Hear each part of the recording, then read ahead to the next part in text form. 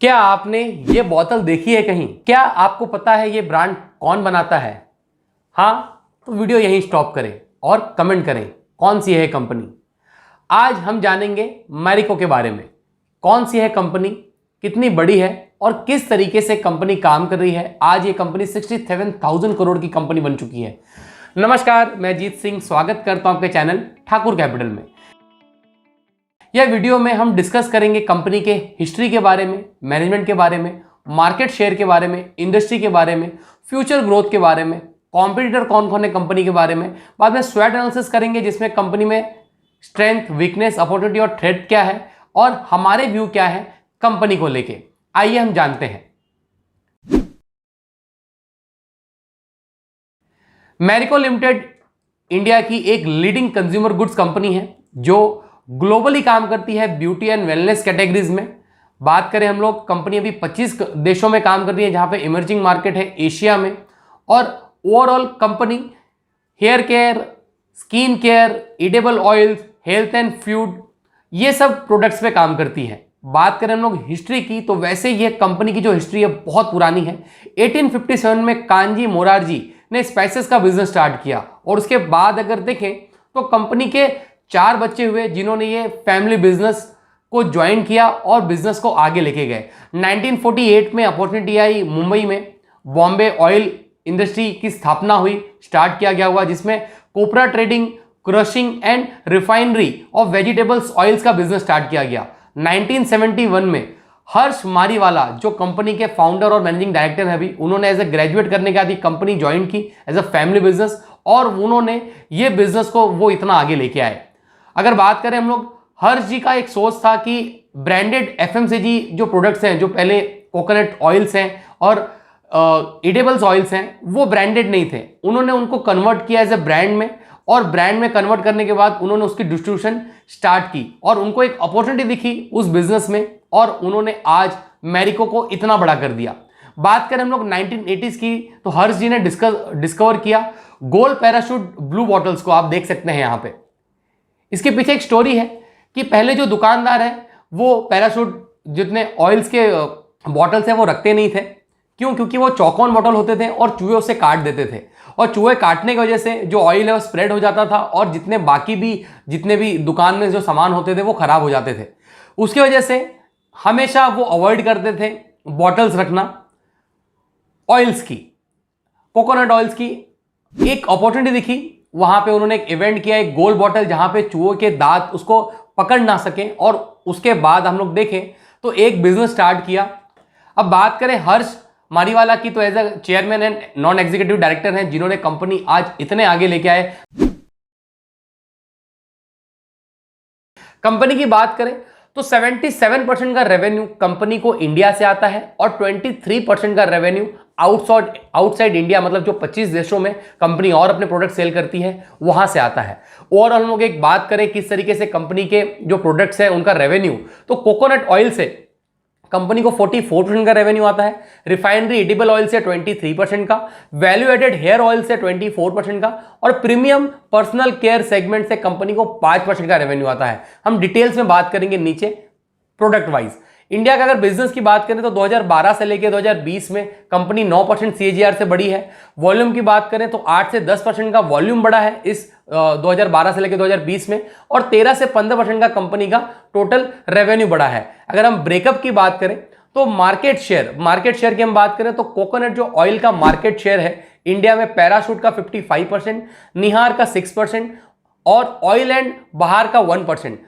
Coconut oil की बात करें तो कंपनी को 62% का वॉल्यूम सिर्फ ये 3 सेगमेंट देते हैं जिसमें 44% रेवेन्यू देते हैं। मतलब 100 रुपए में 62 रुपए की चीजें बिकती हैं जिससे 44 रुपए का उनको रेवेन्यू आता है। बात करें हम लोग ये 3 प्रोडक्ट जो हम लोग ने ऊपर बात की, उससे ही कंपनी को 44% का रेवेन्यू आ रहा है। बात करें हम लोग लास्ट 5 साल से जो पैराशूट का जो सेल है वो 4% CAGR से बढ़ रहा है। अगर वैल्यू एडेड हेयर ऑयल्स की बात करें तो कंपनी का इसके अंदर 35% का मार्केट शेयर है और इसमें कंपनी को 7% CAGR से ये मार्केट बढ़ रहा है और 24% का रेवेन्यू कंपनी यहां से जनरेट करती है।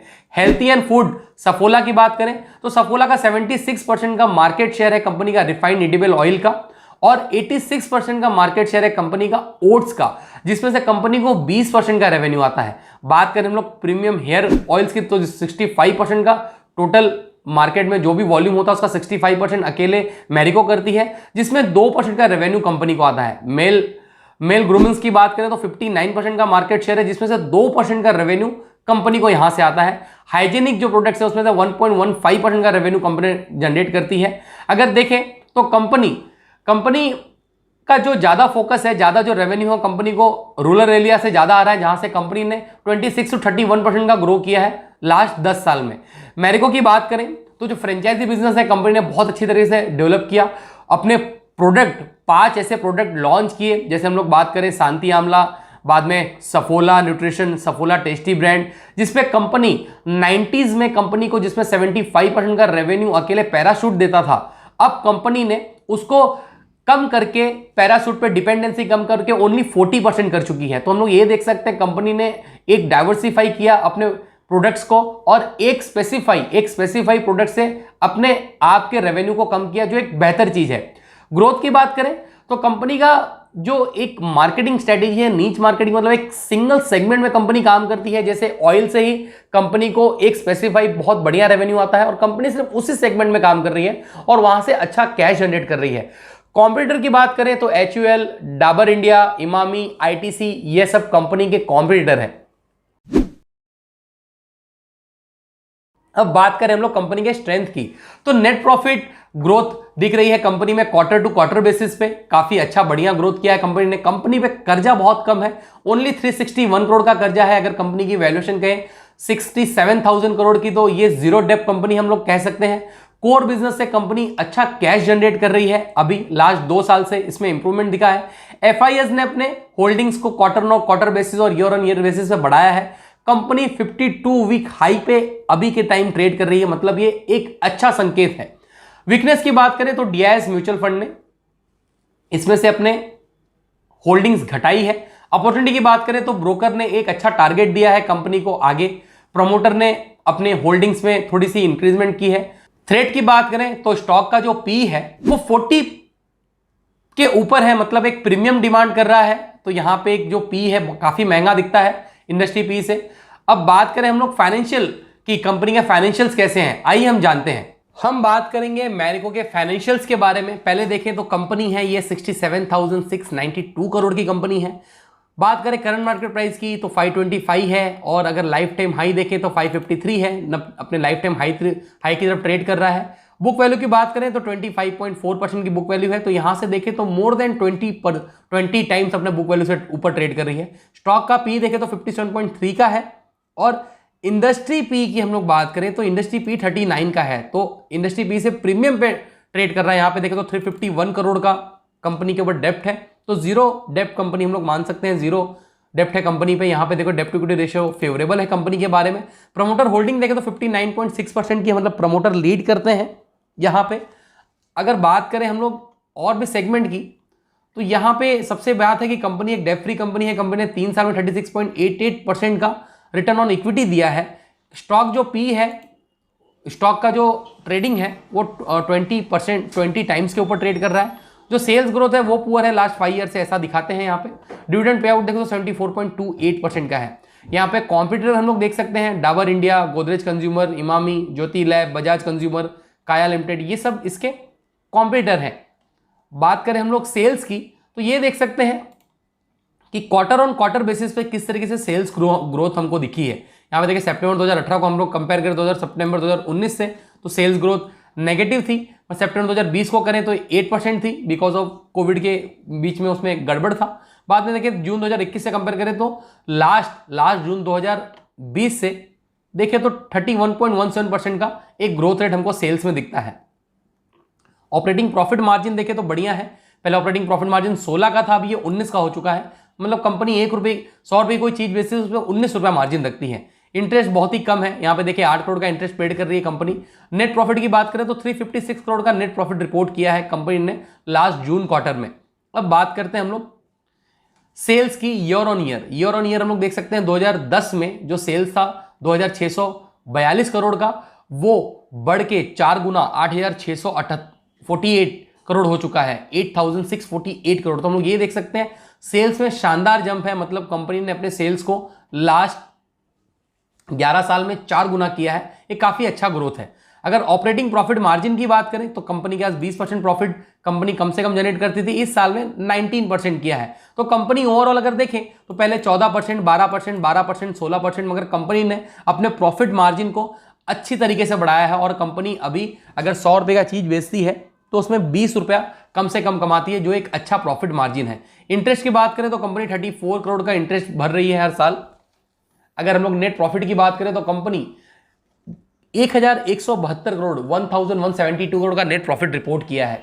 यहां पे हम लोग और भी देख सकते हैं कंपनी का जो शेयर कैपिटल है, कंपनी ने 2016 में बढ़ाया है। पहले ये 61 करोड़ था, 64 करोड़। अभी अगर शेयर कैपिटल कंपनी बढ़ाती है तो उस पर अर्निंग पर शेयर पे थोड़ा सा एक प्रेशर आता है और वो कम होता हुआ हमको दिखता है। रिजर्व देखें तो रिजर्व पहले 593 करोड़ के थे, अब ये रिजर्व बढ़ के 3151 करोड़ के हो चुके हैं। बोरोविंग भी देख सकते हैं, कंपनी ने बोरोविंग को अपने घटाया है अगर देखें तो हम लोग अच्छी तरीके से, और 2016 से अगर कंपेयर करें तो 2016 से लेके अभी तक बोरोविंग उतनी है और कंपनी ने अपने प्रॉफिट को बढ़ाया है। ये काफी अच्छी चीज है। हम लोग ये देख सकते हैं कि 2016 में जो कंपनी का प्रॉफिट 1029 करोड़ का था, वो बढ़ के हो गया है 1523 करोड़ का, मतलब 1029 से 15, ये देख सकते हैं कि 50% जंप है प्रॉफिट में, और जो बोरोविंग है वो उतनी की उतनी है।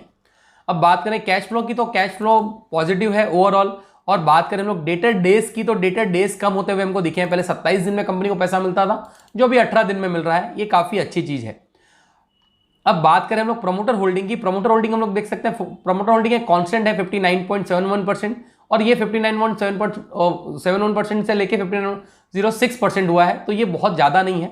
और यहाँ पे हम लोग एफआईएस की बात करें तो एफआईएस ने अपनी होल्डिंग को पहले से बढ़ाया है। यहाँ पे देखिए 2025 में 25.1% था, ये अभी बढ़ के 24.9% हो गया है। बीच में ये घटा था 2.69%। यहाँ पर हम लोग देख सकते हैं कि एफआईएस की होल्डिंग पहले इतनी नहीं थी जितनी अभी है। डीआईएस की होल्डिंग देखें तो डीआईएस की होल्डिंग भी पहले बढ़ी है, पहले ये 7.24% था, अभी ये 9.57% है।